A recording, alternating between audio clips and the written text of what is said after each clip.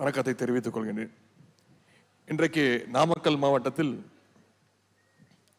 2000 பயனாளிகளுக்கு ரூபாய் 40 கோடி ரூபாய் மதிப்பீட்டில் நலத்திட்ட உதவிகள் வழங்குகின்ற இந்த நிகழ்ச்சியில் கலந்து கொண்டு உங்களை எல்லாம் சந்திப்பதில் மிகுந்த மகிழ்ச்சி அடைகின்றேன்.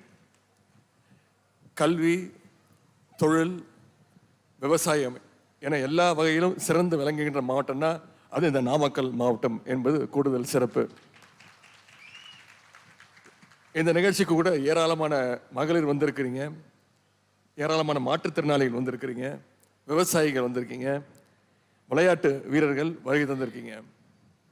ஆகவே நம்முடைய அரசு எல்லோருக்குமான அரசு என்பதற்கு இந்த ஒரு நிகழ்ச்சியே சாட்சி. இங்கே 2000 பேருக்கு நம்ம நலத்திட்ட உதவிகளை கொடுக்குறோன்னா 2000 குடும்பங்கள் பயன்பெறுகிறார்கள் என்று அர்த்தம். நம்முடைய மாண்பு முதலமைச்சருடைய தலைமையில் தமிழ்நாடு இன்றைக்கு ஒட்டுமொத்த இந்தியாவுக்குமே வழிகாட்டி கொண்டிருக்கிறது. குறிப்பாக சொல்லணும்னா மகளிர் முன்னேற்றத்தில் தமிழ்நாட்டுடைய பல திட்டங்களை இன்றைக்கு பிற மாநிலங்கள் பின்பற்றி கொண்டிருக்கிறது. அதற்கு சில உதாரணங்களை நான் கூற விரும்புகின்றேன். ஆட்சிக்கு வந்தவுடன் நம்முடைய முதலமைச்சர் அவர்கள் போட்ட முதல் கையெழுத்தே மகளிருக்கான உங்களுக்கான அந்த கையெழுத்து தான். அதுதான் மகளிருக்கான விடியல் பயண திட்டம்.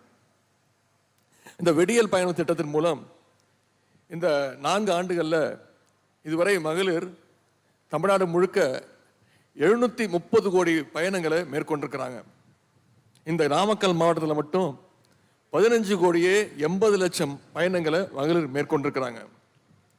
அதே போல் புதுவை பெண் தமிழ் புதல்வன் திட்டத்தின் மூலம் அரசு பள்ளியில் படித்து உயர்கல்வி போய் படிக்கிறதுக்கு எந்த காலேஜாக இருந்தாலும் சரி, தனியார் கல்லூரியாக இருந்தாலும் சரி, போய் படிக்கக்கூடிய அந்த மாணவர்களுக்கு 1000 ரூபாய் கல்வி ஊக்கத்தொகை, மாணவிக்கு 1000 ரூபாய் கல்வி ஊக்கத்தொகை வழங்குது நம்முடைய அரசு. இப்படி வருடந்தோறும் ஒவ்வொரு வருஷமும் 8 லட்சம் மாணவ மாணவிகளுக்கு மாதம் 1000 ரூபாய் ஊக்கத்தொகையை நம்முடைய முதலமைச்சர் அவர்கள் வழங்கி வர்றாரு. இந்த நாமக்கல் மாவட்டத்தில் மட்டும் இந்த புதுமை பெண் தமிழ் புதல்வன் திட்டத்தின் மூலம் வருடா வருடம் 40,000 மாணவ மாணவிகள் பயன்பெற்றுக்கிட்டு வராங்க. அதே மாதிரி தாய்மார்கள் காலையில் எந்திரிச்சு பிள்ளைகளுக்கு சமைச்சு கொடுக்க சிரமப்படக்கூடாதுன்னு நம்முடைய முதலமைச்சர் கொண்டு வந்த திட்டம். குழந்தைங்க பள்ளிக்கூடத்திற்கு போகணும்னு நம்முடைய முதலமைச்சர் கொண்டு வந்த திட்டம் தான் முதலமைச்சருடைய காலை உணவு திட்டம். இந்த திட்டத்தின் மூலம் ஒவ்வொரு நாளும் 20 லட்சம் குழந்தைங்க தமிழ்நாடு முழுக்க பயன்பெற்றுட்டு வராங்க. இந்த நாமக்கல் மாவட்டத்தில் மட்டும் முதலமைச்சருடைய காலை உணவு திட்டத்தின் மூலம் கிட்டத்தட்ட ஒவ்வொரு நாளும் 40,000 குழந்தைங்க பிள்ளைகள் பயன்பெற்றுக்கிட்டு வராங்க. இது எல்லாத்துக்கும் விட மேலே எல்லாருமே திரும்பி பார்க்க வைக்கிற ஒரு திட்டம், அதுதான் கலைஞர் மகளிர் உரிமை தொகை திட்டம். இந்த திட்டத்தின் மூலம் கடந்த 22 மாதங்களா 1 கோடியே 15 லட்சம் மகளிருக்கு மாதம் 1000 ரூபாய் கலைஞர் மகளிர் உரிமை தொகை வழங்கப்படுகிறது. இந்த நாமக்கல் மாவட்டத்தில் மட்டும் சுமார் 2,50,000 மகளிருக்கு மாதந்தோறும் 1000 ரூபாய் நம்முடைய முதலமைச்சர் அவர்கள் கொடுத்திருக்கிறார். இது மட்டும் இல்லை, இந்த திட்டத்தில் இன்னும் புதுசாக விண்ணப்பிக்கவும் ஏற்பாடுகள் செய்யப்பட்டிருக்கு. இதற்கான விதிகள்லையும் நம்முடைய முதலமைச்சர் அவர்கள் தளர்த்தி இருக்கிறார். ஆகவே இப்படி உங்களுக்காக உழைக்கக்கூடிய அரசாக நம்முடைய முதலமைச்சர் தலைமையிலான அரசு திகழ்ந்து கொண்டிருக்கிறது. இந்த நிகழ்ச்சியில் மட்டும் கிட்டத்தட்ட 1700 பேருக்கு வீட்டு மனை பட்டாக்களை கொடுக்க இருக்கின்றோம். இதன் மூலம் பட்டா எனும் உங்களுடைய சட்டபூர்வ உரிமையை நம்முடைய அரசு நிலைநாட்டி இருக்கின்றது. நம்முடைய முதலமைச்சர் அவர்களை பொறுத்த வரைக்கும் தமிழ்நாடு எங்கும் எல்லோருக்கும் எளிதாக பட்டா கிடைக்க வேண்டும் என்பதுதான் அவருடைய ஒரே குறிக்கோள், ஒரே எண்ணம். அதற்காக அமைச்சரவையை கூட்டி பட்டா வழங்குவதில் இருக்கக்கூடிய பிரச்சனைகளை, சின்ன சின்ன இடர்களை எல்லாம் நீக்கிட வேண்டும் என்று முதலமைச்சர் அவர்கள் உத்தரவிட்டார். அதன் தொடர்ச்சியாகத்தான் இன்றைக்கு உங்களது பட்டா எனும் அந்த கனவு இன்றைக்கு நினைவாக்கப்பட்டிருக்கிறது, உண்மையாக்கப்பட்டிருக்கிறது. இந்த நாமக்கல் மாவட்டத்திற்கென்று நம்முடைய அரசு, நம்முடைய முதலமைச்சர் அவர்கள் ஏராளமான திட்டங்களை கொண்டு வந்திருக்கிறார். அவற்றில் 1-2 திட்டங்களை மட்டும் உங்களுக்கு நினைவுபடுத்த விரும்புகின்றேன்.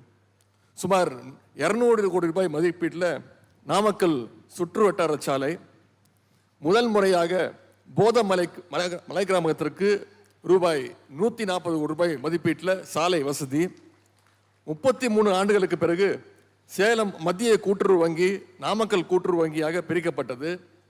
90 கோடி ரூபாய் மதிப்பீட்டில் ஆவின் ஹைடெக் பால் பண்ணை, விளையாட்டு மேம்பாட்டுத்துறை சார்பாக நாமக்கல், ராசிபுரம், சேந்தமங்கலம் 3 சட்டமன்ற தொகுதிகளில் முதலமைச்சருடைய மினி ஸ்டேடியம் அமைக்கப்பட உள்ளது. இப்படி இன்னும் பல நடவடிக்கைகளை முதலமைச்சர் எடுத்திருக்கிறார். இன்னும் பல சாதனைகளை சொல்லிக்கொண்டே போகலாம். அதனுடைய ஒரு தொடர்ச்சியாகத்தான் இன்றைக்கு இந்த விழா மேடையில் 90 கோடி ரூபாய் மதிப்பீட்டில் நடைபெறவுள்ள 141 புதிய பணிகளுக்கு அடிக்கல் நாட்டி இருக்கின்றோம். அதேபோல் சுமார் 12 கோடி ரூபாய் மதிப்பீட்டில் பணி நிறைவு முடிவடைந்த பணிகளை திறந்து வைத்திருக்கின்றோம். ஆகவே நாமக்கல் மாவட்டத்திற்கும் இந்த மாவட்ட மக்களுக்கும் நம்முடைய அரசும் முதலமைச்சர் அவர்களும் என்றைக்கும் துணை நிற்பார்கள். ஆகவே நீங்களும் இந்த அரசுக்கும் முதலமைச்சருக்கும் துணை நிற்க வேண்டும் என்று கூறிக்கொண்டு, இந்த அரசினுடைய திட்டங்களை நீங்கள் 4 பேருக்கு எடுத்து சொல்லி, இந்த அரசினுடைய தூதுவர்களாக, பிராண்ட் அம்பாசிடர்ஸாக நீங்கள் அத்தனை பேரும் செயல்பட வேண்டும் என்று கூறிக்கொண்டு இந்த வாய்ப்புக்கு நன்றி கூறி விடைபெறுகின்றேன். நன்றி, வணக்கம்.